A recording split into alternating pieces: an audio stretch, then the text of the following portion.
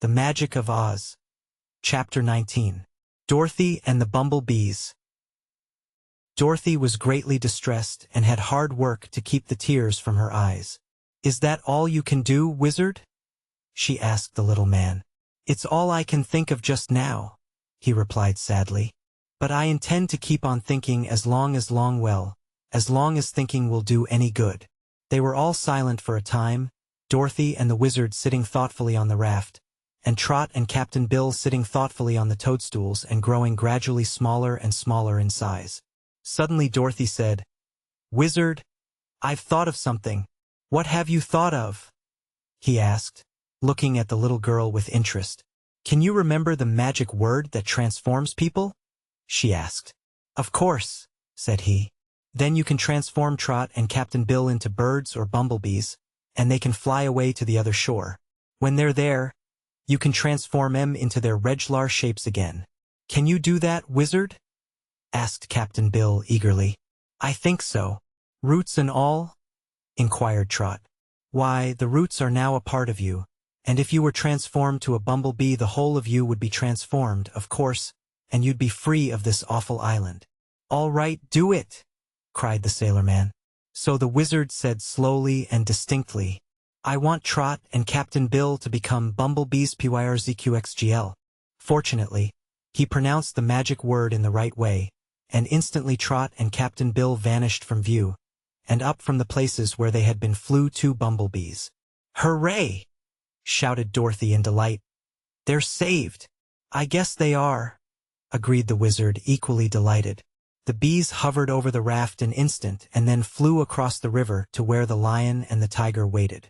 The wizard picked up the paddle and paddled the raft across as fast as he could. When it reached the river bank, both Dorothy and the wizard leaped ashore, and the little man asked excitedly, "Where are the bees?" "The bees?"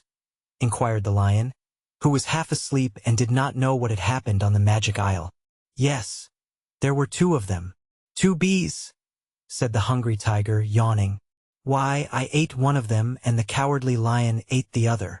"Goodness gracious!" cried Dorothy, horrified.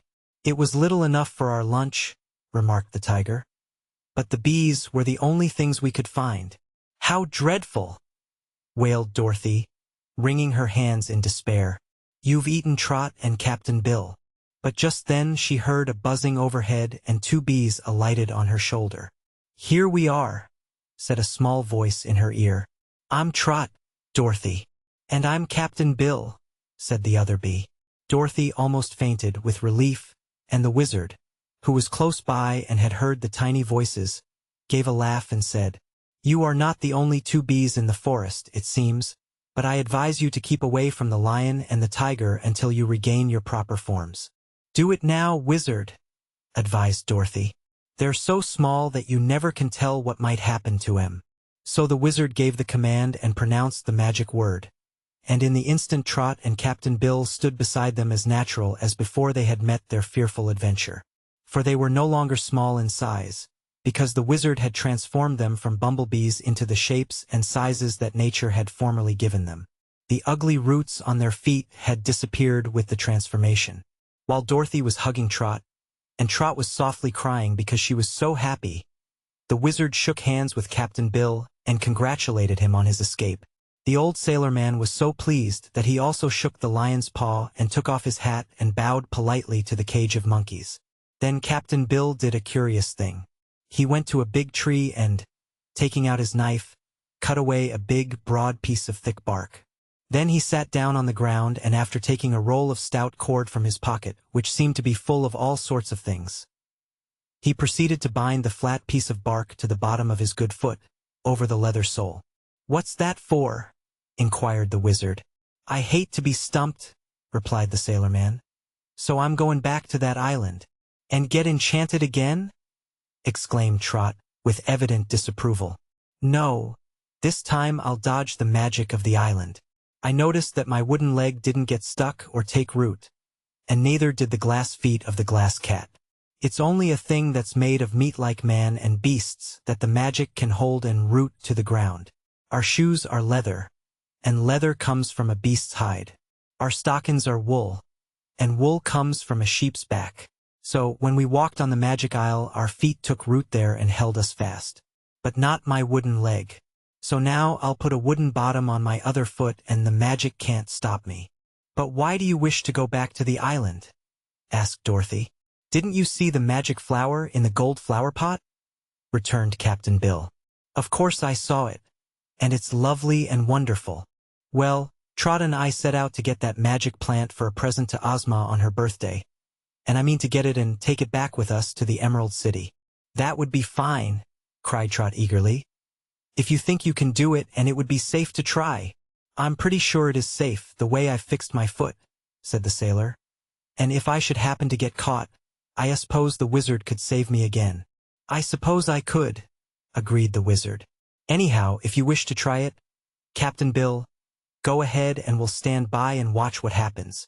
So the sailor-man got upon the raft again and paddled over to the magic isle, landing as close to the golden flower pot as he could. They watched him walk across the land, put both arms around the flower pot and lift it easily from its place. Then he carried it to the raft and set it down very gently.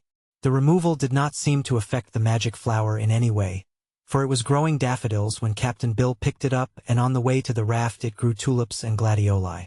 During the time the sailor was paddling across the river to where his friends awaited him, 7 different varieties of flowers bloomed in succession on the plant.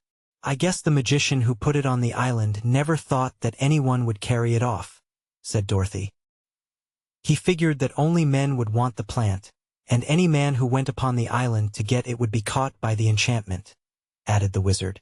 After this, remarked Trot, no one will care to go on the island, so it won't be a trap any more.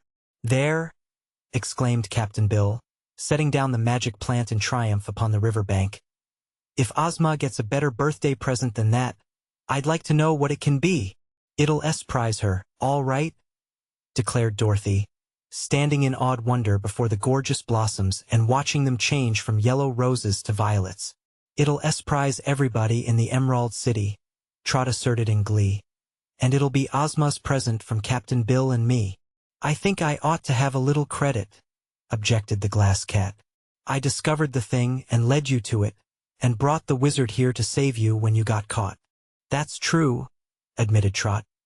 And I'll tell Ozma the whole story, so she'll know how good you've been.